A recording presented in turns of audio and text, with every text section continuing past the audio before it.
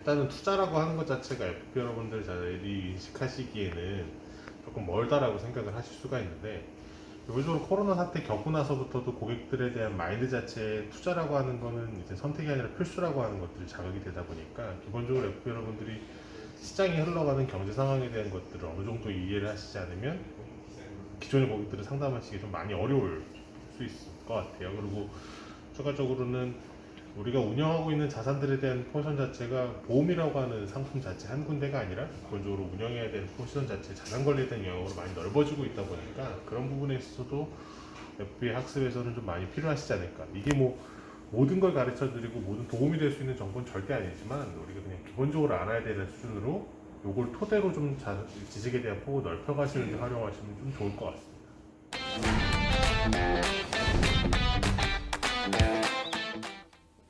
안녕하세요. FP 상담력 강화를 위한 투자 설계 트렌드에 의해 강의를 맡은 최의원입니다. FP 상담력 강화를 위한 투자 설계 트렌드 2에는 뭐 기존에도 보셨던 것 같이 우리 현재 시장 상황이 어떻게 돌아가는가, 그리고 고객들의 자산을 운영하는 데 있어서는 FP가 어떤 걸 신경을 써야 하는가에 대한 이야기를 주로 다루고 있고요.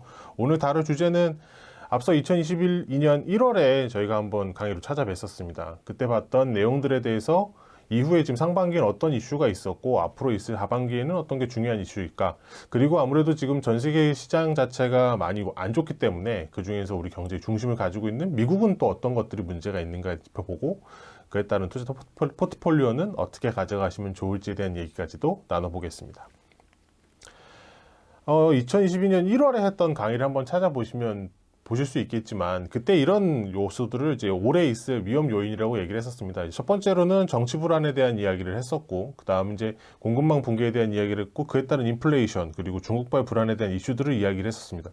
특히나 이제 전 세계적으로 2022년은 복합적인 요소에 의해서 시장 자체가 쉽지는 않다, 여러 가지 리스크가 있다라는 것으로 시작을 했었는데요.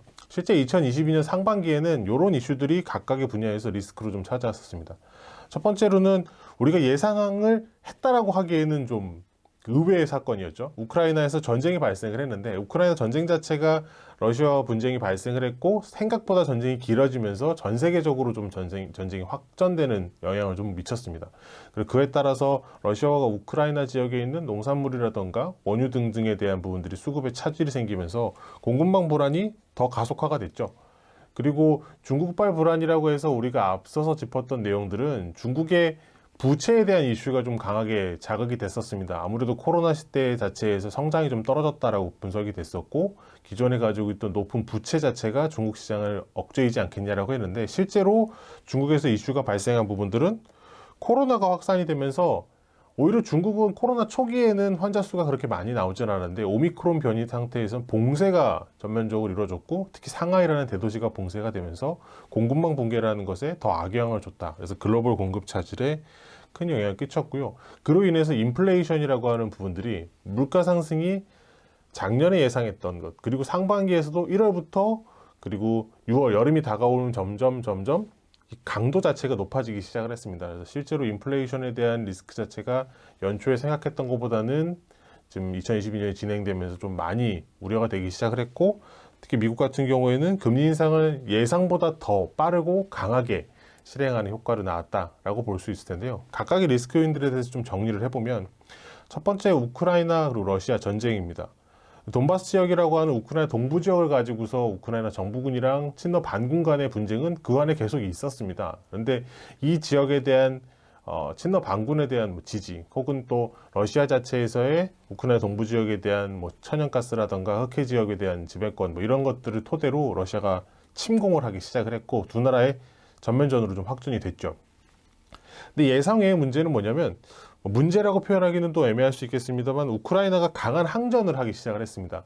그러니까 초기에 예상했을 때에는 우크라이나는 러시아한테 한 달도 채 안 돼서 몇 주 안에 전쟁이 끝날 것이다. 그리고 이 돈바스 지역을 포함한 동부 지역을 내어주고 전쟁이 끝날 것이라고 보였는데, 우크라이나가 예상외로 강하게 항전을 했고, 그에 따라서 러시아가 고전을 하면서 자유민주주의 진영에 대한 국가들이 지원이 가속되기 시작했습니다. 미국을 중심으로 해서 서유럽 국가들이 굉장히 많은 지원을 하기 시작을 했죠. 군사적인 지원을 포함해서 경제적으로도 러시아의 국제결제망에서의 스위프트 퇴출이 당했고요. 국외자산들은 전부 다 동결이 되는 모습을 보였고, 뭐 원유라던가 천연가스 그리고 농산물 그리고 목재 등등을 포함해서 주요 물품들에 대한 수출이 금지되기 시작을 했고, 그리고 외부에서 생산되는 반도체라던가 이런 주요 수입품들에 대한 부분들도 금지되기 시작을 했습니다. 그래서 정치적으로 경제적인 제재까지 가해지기 시작을 했는데요.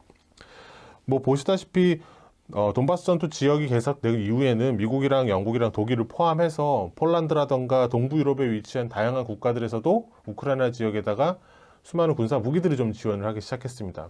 실제로 미국 같은 경우에는 직접적인 무기 지원도 했지만 동유럽 국가들이 지원하는 거를 또 간접적으로 지원을 해서 동유럽 국가들의 새로운 무기를 지급을 하고 기존의 무기 체계는 우크라이나한테 지원하는 방식들을 사용을 하기도 했죠.